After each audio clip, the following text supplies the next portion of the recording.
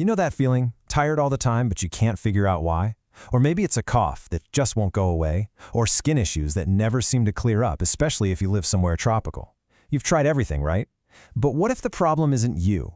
What if it's the very air you're breathing in your own home? Let's uncover your home's invisible enemy, the humidity trap. We've all heard this, right? Maybe from a grandparent.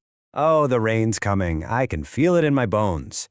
It sounds like a charming old wives' tale, but is it? Is there actually something to it? So is it just folklore? Or is your body a highly tuned biological instrument, an actual pressure sensor that can detect tiny shifts in the atmosphere before a storm rolls in? Well, the answer is pretty fascinating. And it's our first big clue to solving the mystery of all these chronic health issues. Okay, let's talk about the human barometer. Hey, maybe this is you. You know the people who swear their knee can predict a thunderstorm way better than any weather app? And guess what? It is not in their heads. This is a real thing, and it all comes down to physics. Here's how it works. I want you to think of your joints as tiny little balloons. Now, normally, the air pressure all around you is constantly pushing on your body, keeping those balloons stable. But right before a storm, that atmospheric pressure drops. And with less pressure pushing from the outside, the fluid and tissue inside your joints can expand, just a tiny, microscopic amount. But that's enough to pinch the surrounding nerves, and boom, that's the ache you feel. But here's the thing. Pressure is only half the story. The real villain, the thing that adds fuel to this fire, is humidity. Your body's tissues are what scientists call hygroscopic. It's a fancy word, but all it means is they act like little sponges. They can literally soak up moisture right from the air. So your tendons and ligaments get soggy, heavy, and inflamed. And that's what turns a small ache into serious chronic pain.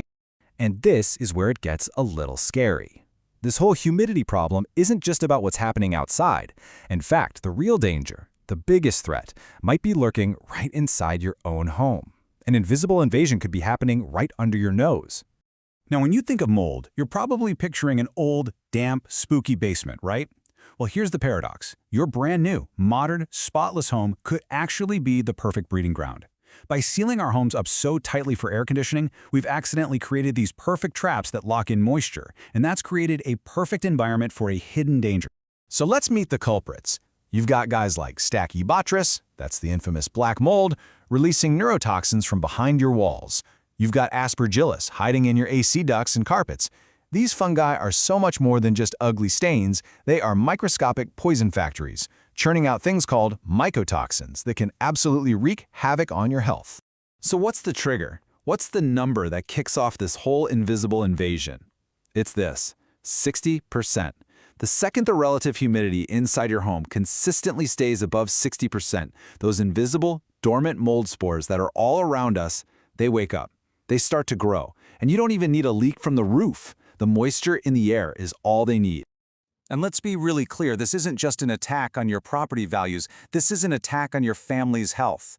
And humidity is a predator that actually tailors its assault, targeting each member of your household by exploiting their unique vulnerabilities.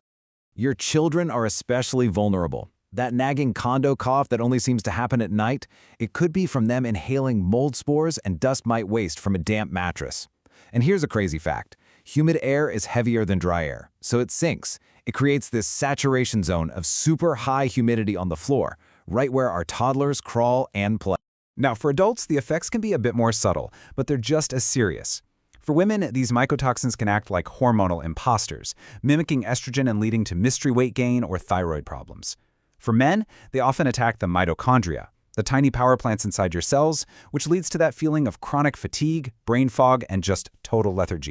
And this explains why so many of us feel stuck in that revolving door at the doctor's office. You get a prescription, you feel a little better for a week, and then bam, the symptoms come right back. You're treating the symptoms, not the root cause. You simply cannot medicate your way out of a sick house.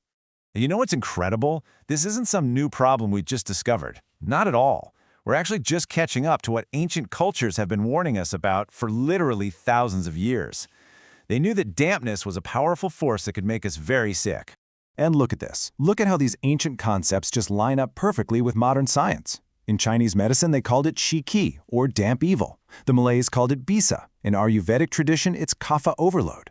They were all describing the exact same thing, that heavy, sluggish, inflamed feeling of being overwhelmed by a damp environment.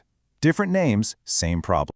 So, we've identified the enemy. It's this complex dance of pressure, humidity, mold, and toxins. And yeah, it sounds pretty overwhelming. But what if the solution was surprisingly simple? It's time to stop just dealing with the problem and start engineering your home into a sanctuary. So what's the prescription for a sick house? It all comes down to a single number: 55%. I want you to remember this number. And this isn't just about comfort. It is a hard biological line in the sand, and it's the most powerful medicine you can prescribe for your home. Here's why 55% is the magic number.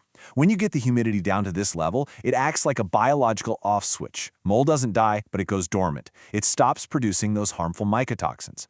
Dust mites, which can't drink water and have to absorb it from the air, literally dehydrate and die. You are effectively turning off the poison factory in your home.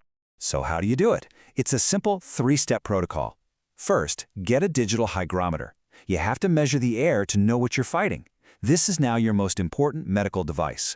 Second, use a dehumidifier to set that 55% barrier, especially in the most critical zone, your bedroom. And third, break the thermal bridge. Stop walking barefoot on cold, damp floors. Wear some indoor slippers. You see, this whole thing requires a fundamental shift in how we think about what a clean home really is. A sparkling clean kitchen sitting in 80% humidity is still a toxic space. A slightly messy room that's at 50% humidity is a medical sanctuary. The real hygiene isn't on your surfaces, it's in your air. So take a moment. Think about the air you're breathing right now. Is your home a sanctuary that helps you heal, or has it become a saturation trap that's making you sick? Now that you know the truth about humidity, you have the power to change it.